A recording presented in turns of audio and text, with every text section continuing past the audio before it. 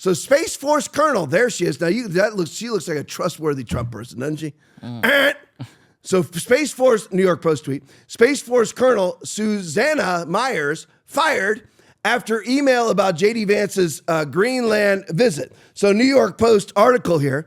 The officer in charge of the U.S. Space Force in Greenland was stripped of her command after she sent out a mass email that distanced herself from statements by Vice President J.D. Vance and the Trump administration days after his visit last month.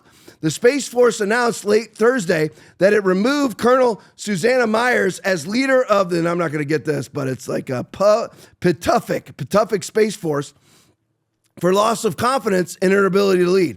Commanders are expected to adhere to the highest standards of conduct, especially as it relates to remaining nonpartisan in their performance of their duties, the Space Force Operation Command said. So she obviously was not nonpartisan. And this is what you have to do. You come in with a sharp blade, and if people are not going to get on board, bye-bye. This shows you how much better Trump 2.0 is, Trump 47 is over Trump 45, because Trump 45 never would have fired her because of the political ramification. She lasted all of an hour. Boom, you're fired. And that's exactly what needed to happen. Myers, who assumed control of the 821st Space Group in July 2024, fired off a message to the troops in her command stating that the views discussed by Vance during his visit. So she fired off her own email about the Vice President of the United States, the second in command of her own military, of Space Force, of Air Force, Army, Air Force, Navy, Marines, everybody. Second in command.